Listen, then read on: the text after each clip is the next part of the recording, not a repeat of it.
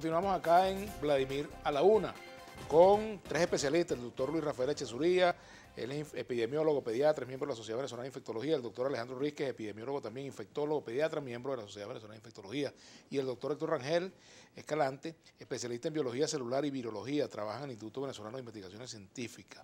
Yo te había interrumpido a ti antes de la pausa, ¿no? Sí, yo discutía con ustedes en el sentido de que el plan ha debido hacerse con todo un grupo humano, la materia gris, las reservas intelectuales de los pueblos, que son sus universidades, sus academias, sociedades científicas, y nunca nos invitaron. Por otra parte, ok, lo escribieron, pareciera que es la fórmula del cuantrón, un secreto ahí, y no lo publican, solo lo conoce un espectro muy pequeño de la población, muy poca gente ha tenido acceso. Entonces uno puede decir con autoridad que plan como tal no hay, porque dentro de ese plan, insisto, tienen que estar los medios de comunicación social, porque sí, si no el plan no va a ir a ninguna parte. ¿Cómo le llega la vacuna a un individuo si no le has dado la información, más allá de que sea el miedo, la motivación, el motivador, si no le has dado la información necesaria para que llegue a ese estado de motivación que lo mueva a buscar? Y después sepa la fecha y el lugar donde le corresponde colocarse la Estamos vacuna. hablando de los adultos. Los adultos le tienen miedo a la vacuna de forma natural. Tú tienes que invitar a hacer un esfuerzo adicional. Como dice mi amigo Luis, esto es más allá de un reto, esto es un desafío poder lograr vacunar a toda una población en corto tiempo. El producto, que es el producto biológico, la vacuna, deberíamos estar claros cuál es la que va a venir, cuándo llega, etcétera, para que ese plan realmente pueda ser difundido y la gente le baje un poquito la presión que tiene, las llamadas, la presión natural de que todo el mundo quiere prevenir el problema, y yo creo que la gente está con deseo de contribuir de la mejor manera. Las sociedades científicas, los medios, ahorita falta que den ese paso y nos presenten ese plan con su cronograma de actividades para poder dar una respuesta mucho más loable, contundente y que beneficie a todo el pueblo venezolano. Bueno, son tantos los temas asociados a la lucha contra el COVID. Por ejemplo, la vacuna. Fue prohibida en Venezuela la vacuna AstraZeneca, pero previamente a eso, cuando se habló de la vacuna rusa, aquí hubo gente que decía, no me pongo la vacuna rusa porque esa vacuna me va a matar. Y si es china, menos. Y si es cubana, menos. Y entonces, claro, se generó toda una polémica con respecto a esto, y ahora resulta que también hay quienes creen que no se deben poner la vacuna de AstraZeneca porque puede generar también el mismo peligro. Entonces se ha politizado este tema. Me gustaría, doctor Rangel, hablar un poco sobre este asunto de la vacuna AstraZeneca, que entiendo que ya han dicho que las cifras de casos de trombosis es muy por debajo de las cifras normales de trombosis en general, ¿no? Sí, bueno, fíjate, todas las vacunas que han sido aprobadas tienen un buen rango o un buen margen de seguridad. La mayoría tienen un rango de protección por encima del 90%, y la seguridad probada en las fases iniciales, fase 1, 2 y 3, demostraron que eran útiles. El problema que yo le veía, por ejemplo, a la de AstraZeneca, es que no era efectiva contra la variante sudafricana, o tenía poca efectividad contra esta variante, era lo único que yo le veía. Anteriormente, bueno, salieron algunos informes relacionados donde demostraban o mostraban, en todo caso, que había un porcentaje de personas que tenían efectos trombóticos inducidos por la vacuna, lo cual habría que, en todo caso, estudiar bien, ver si de verdad fue la vacuna la que produjo esto, que en última instancia tú estás colocando un vector, ¿okay?, que lleva a un material genético que no tiene manera de poder generar esos efectos, por lo menos desde el punto de vista biológico, que al menos en lo que yo conozco, ¿okay?, que tenga la potencialidad de llevar a esos efectos que están asumiendo para esta vacuna. Lo que sí es cierto es que hay varios países en la Unión Europea que han rechazado la utilización de esta vacuna. Entonces, bueno, en ese sentido lo que hay es que profundizar los estudios relacionados con los efectos secundarios de la misma para determinar si de verdad los efectos de trombosis están asociados a la aplicación de la misma, o es alguna condición que tenían algunos pacientes que recibieron la vacuna. Una preguntita adicional con respecto al tema por ejemplo, las personas que han resultado positivas, superan la enfermedad, pero luego le hacen la prueba y no generaron anticuerpos. ¿Por qué ocurre eso? No, o sea, tú siempre vas a generar anticuerpos. O sea, siempre vas a generar anticuerpos cuando tengas un reto con un patógeno que tiene proteínas, y estas proteínas funcionan como epítope para la respuesta inmunológica, para estimular la respuesta inmunológica. Lo que puede ser es que el título de anticuerpo no sea lo suficientemente elevado como para que te proteja de una segunda infección, de un segundo reto. Esas son cosas diferentes.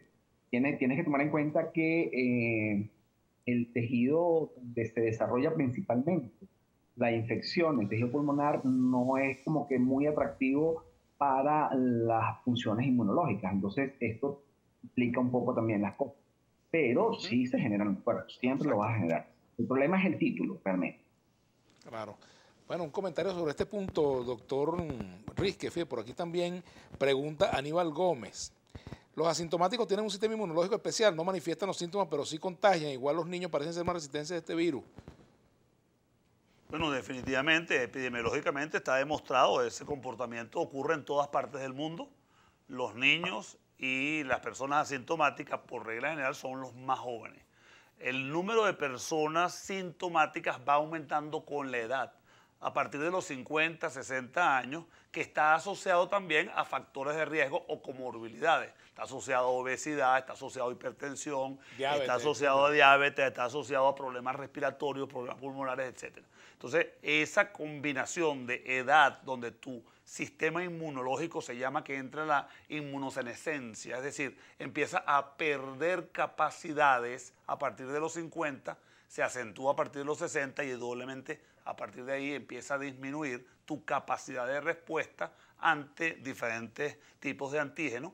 Eso entonces lleva a que el riesgo de las personas adultas sea mucho mayor. Entonces eso es esperado, completamente de acuerdo con Héctor, en que los títulos de anticuerpos en todo antígeno van a elevarse. Lo que pasa es que muchas veces no sabemos cuánto tiempo van a durar ni cómo los vamos a detectar. Hay veces que inclusive las pruebas que tenemos para detectar los anticuerpos no son suficientemente precisas o exactas y no permiten detectarlos.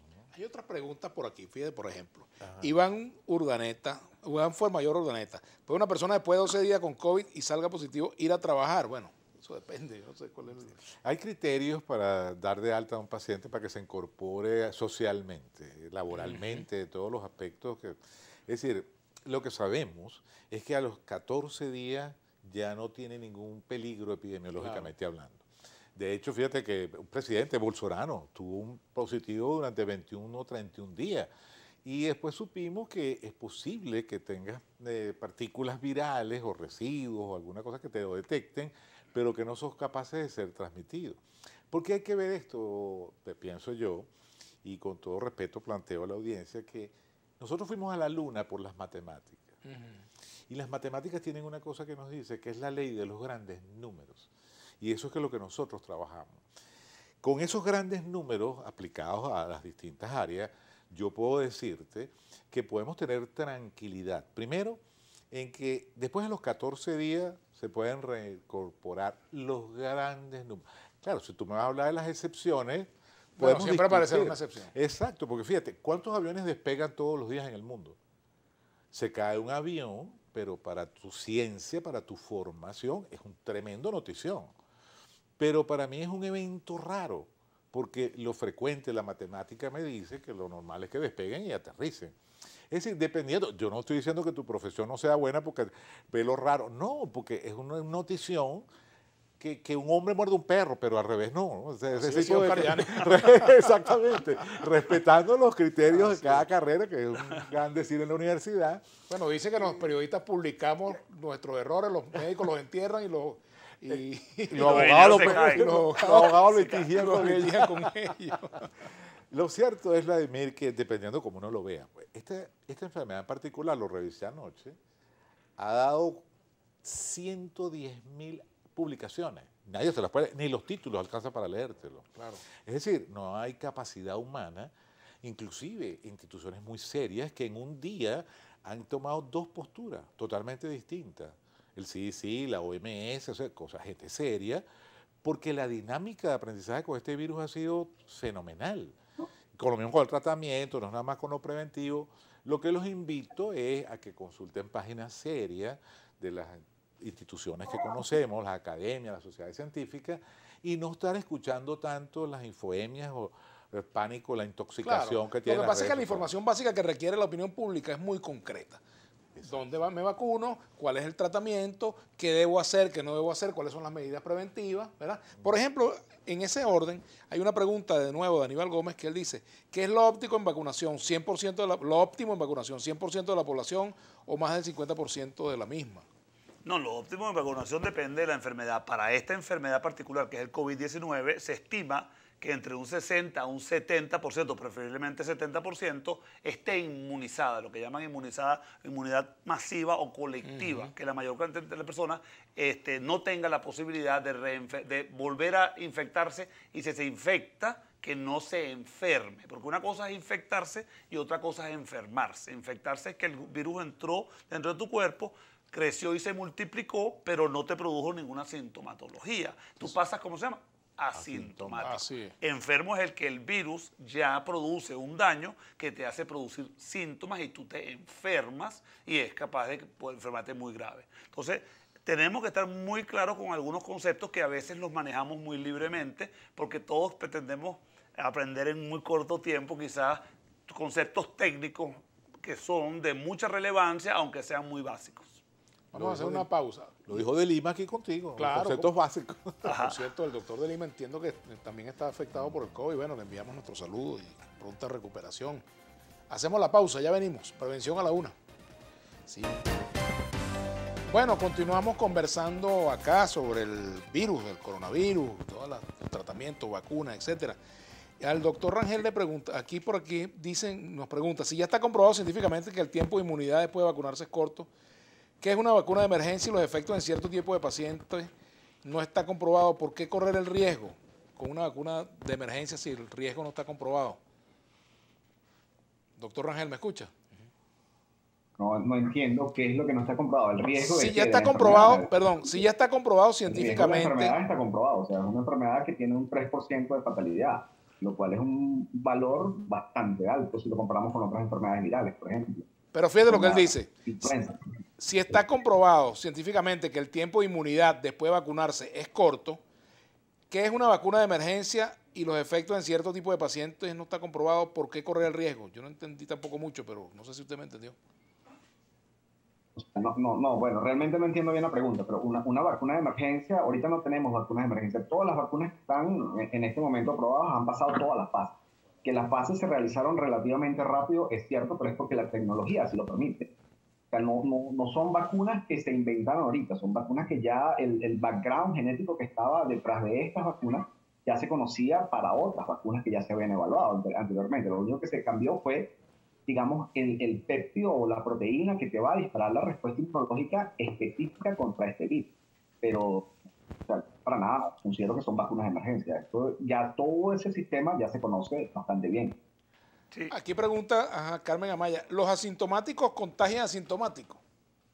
Pero para complementar la pregunta de Héctor, rapidito, creo que es importante entender qué es la aprobación de emergencia. La aprobación de emergencia es que en fase 3 tú le das autorización por la necesidad de tener la vacuna a procesos que están todavía en investigación, pero que los resultados preliminares te dicen que, mira, la vacuna es segura, ofrece la protección que tú estás midiendo en cada una de las vacunas. Entonces, estamos esperando que las fases 3 terminen completamente, que eso tarda meses más. Está todavía en proceso la fase 3 de muchas vacunas, aunque han sido aprobadas por emergencia. Pero los primeros resultados preliminares te ofrecen la seguridad, la tranquilidad de que la protección es muy buena. Con respecto a la segunda pregunta que era asintomático. Si asintomático contagia asintomático. Sí, bueno, los asintomáticos están infectados. Mientras estén infectados, tienen un periodo de transmisibilidad que pueden contagiar la enfermedad a otras personas. Por eso que es importante que si tú tienes tu prueba positiva, aunque estés asintomático, tú guardes un número de días aislado. 14 mínimo. Exacto. Bueno, entre 10 y 14 mínimo que tú debes guardar, porque si tú eres sintomático, mucho más, porque la posibilidad de contagio es mucho mayor. Otra pregunta que nos hacen por aquí. Otras enfermedades asintomáticas. ¿Perdón? O sea, no es que el receptor que se va a infectar a partir de este paciente va a ser asintomático. Eso no necesariamente es así. Entonces, porque puede ser que la persona que hizo la pregunta se confunda con esto. O sea, si yo soy asintomático y yo infecto a otra persona, la persona se puede morir, en todo caso. Claro, exactamente. Y puede presentar síntomas y bueno, exacto. Por supuesto, Sí, malestar, bueno, cosas. Por supuesto. Lo que no se ha visto casos de muerte de asintomáticos, eso sí hasta ahora no, No. hasta ahora no se ha visto por fortuna. Abogado Darío Lozada Ramírez, buenas tardes, por favor una consulta a los médicos. Yo sufría de asma, pero ya tengo 4 años que no me da desde que suspendí el uso de la bombita broncodilatadora, pero me preocupa saber qué riesgo correría o cómo debería ser mi cuidado contra el COVID-19. Bueno, lo que sabemos hasta ahora es que dentro de los factores de riesgo están las personas que tienen problemas respiratorios, pero yo creo que tú fuiste un asmático hasta hace 4 años, por lo que él mismo estaba escribiendo, que suspendió la medicación y no ha tenido más necesidad. Yo creo que lo vigente de él ahorita sería, dependiendo de la edad y sus condiciones naturales de trabajo y socialización, que lo que sí sabemos, y es válido para todos, no solo para los asmáticos, es que las medidas de protección personal funcionan para la cepa anterior y para las variantes y para las que vienen. Entonces hay que mantener el tapaboca, el distanciamiento, el lavado de manos y la vacuna. Pero no de primero la vacuna, todo eso. Y en esta persona en particular, cuídese, compañerito, hasta que supere la condición de que pues, logre vacunarse. Perdón. Pregunta por acá Francisco José Valle Gómez, ¿cuáles son las contraindicaciones de los pacientes para no suministrarles las vacunas? Bueno, uno es, dependiendo de la vacuna, por ejemplo, con la primera vacuna que probablemente no venga a Venezuela, que es la vacuna de Pfizer, se presentaron casos de anafilaxia, es decir, reacciones alérgicas severas que pueden conducir inclusive a urgencias o muerte. Las personas que sufran de alergia severa no deberían haberse vacunado o deberían vacunarse bajo un condicionamiento especial. Es decir, que tengas toda la medicación para poder ser tratado. Lo cual es cierto para cualquier acto vacunal, porque recordemos que los actos vacunales son actos médicos que pueden estar delegados a otras personas, enfermeras, voluntarios, bajo estudiantes, pero siempre bajo supervisión médica porque es un acto médico que puede generar excepcionalmente alguna situación que requiera atención médica de urgencia. Ajá. Tengo que hacer una pausa porque me están indicando, pero aquí pregunta Miguel Guedes. Buenas tardes, yo soy sobreviviente del COVID-19, estuve 20 días hospitalizado hace 7 meses. ¿Puedo salir positivo si me hago el test del PCR? Pregunta que vamos a responder al regreso. Ya venimos acá en Vladimir Norma. Prevención a la 1, nuestra etiqueta para el día de hoy, que le gustó.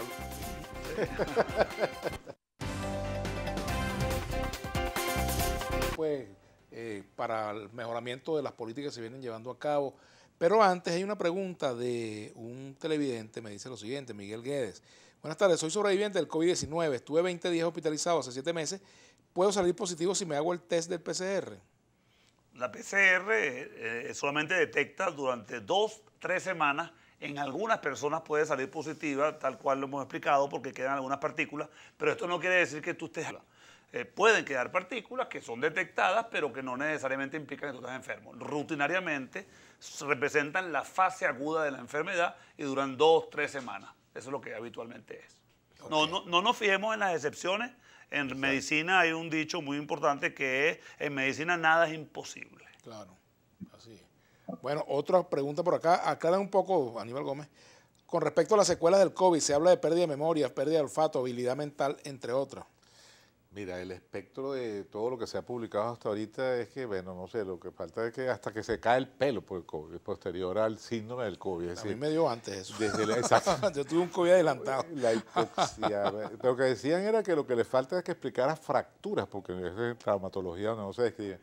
Pero se describe esa hipoxia feliz, que la gente ha tenido accidentes de tránsito y han producido fracturas, pero no necesariamente directas o indirectas. Es decir, es un problema que cada vez vemos, ahorita conocemos de la lengua COVID, que antes no habíamos hablado, las manifestaciones de piel, en ojos rojos, que también es un síntoma. Es decir, hay una multiplicidad de órganos que pueden afectarse, que cada vez salen nuevas publicaciones y tenemos que estar, bueno, vigilantes ante la evolución propia, pero básicamente prevenirla. La fatiga es el más importante. Ese sí es el que más relevante de todo, que la gente queda, un porcentaje importante de las personas sintomáticas quedan con fatiga durante 2-3 meses y se considera parte de este síndrome, aunque están cambiando el nombre. En la nosografía aparece un nuevo término que es el COVID prolongado, le van a asignar otro nombre, porque justamente el porcentaje de personas que queda con más tiempo la sintomatología es cada vez mayor. Por aquí me pide Adrián Armando Núñez que felicite a su papá Oski Núñez Cisne, que cumple 50 años de trabajo en CanTV. Bueno, caramba, felicitaciones. Ya debería jubilarse, por cierto. Doctor Rangel, por ejemplo, esto que se indica, por ejemplo, que las personas tienen que hacerse el PCR para regresar a su trabajo, las vacunas, las pruebas que están pidiendo para viajar. Por ejemplo, si una persona aterriza en Dominicana, tiene que venir a Venezuela y tiene que hacerse la prueba saliendo y llegando. ¿Cuán efectivo es eso? Mira, a ver, es variable. Nosotros hemos hecho muchas evaluaciones de pacientes o de muestras de pacientes que vienen de viaje. Por ejemplo, el 98% de los PCR que hemos realizado han dado negativo. Porque son pacientes que para salir del país de origen vienen ya con un PCR negativo. Entonces, a veces pienso que quizás esto sea más bien un poco de gasto de material. Es necesario hacerlo, pero deberíamos tener una metodología que sea más rápida. En la actualidad están utilizando también una metodología que detecta la presencia del antígeno, son pruebas más rápidas, pero tienen el problema de que si te da negativo, tú no puedes saber si de verdad estaba en periodo de ventana o de verdad está negativo. Ahí tienes que recurrir a montar. Como vigilancia epidemiológica es necesario hacerlo. Porque ahorita tienes la variante P1 aquí en el país, pero puedes tener la variante sudafricana, puedes tener una variante que se genere en México y venga para acá, o en Dominicana, o donde sea. O sea, en cualquier parte del mundo donde haya replicación activa del virus, puedes eventualmente gestionar una variante que tenga alta capacidad replicativa y que te cambie todo el panorama que hemos vivido hasta ahora. Entonces, es necesario continuar haciendo esto. Y los procesos de aislamiento preventivo deben llevarse a cabo con seguridad, aunque cada vez es más común, sean más cortos. Claro, creo que debemos entrar en la fase de recomendaciones, pero... Mira, Vladimir, yo te quería sugerir que yo creo que tienes que hacer otro programa, ¿no? Sí, seguro. En el los sentido invitamos. de lo que hicimos, lo que no hicimos, lo que hicimos mal, y muchas cosas que podemos mejorar y lo que realmente vale la pena hacer. Eso fue una tremenda pregunta y Héctor la manejó muy bien. Pero fíjate, Héctor, y a todos, pues, tomar la temperatura fue una cosa que hicimos y lo hicieron todos los países. Y demostramos que hay que tomar 5 millones de temperatura para alcanzar un paciente. Héctor lo acaba de decir. Wow. 98% de las pruebas que cuestan plata, los PCR cuestan dinero, son negativos. Entonces hay que tener un criterio un poco distinto, exacto.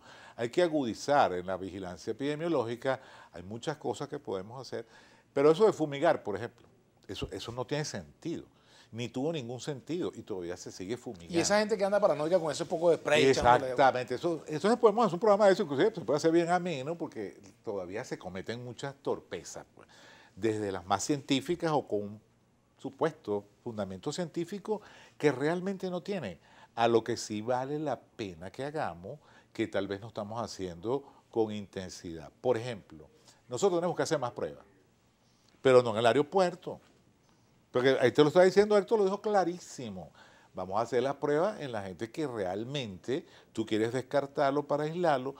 Porque, ¿qué pasa? Lo voy a decir sencillo, porque yo soy un hombre que piensa que uno entiende más las cosas así.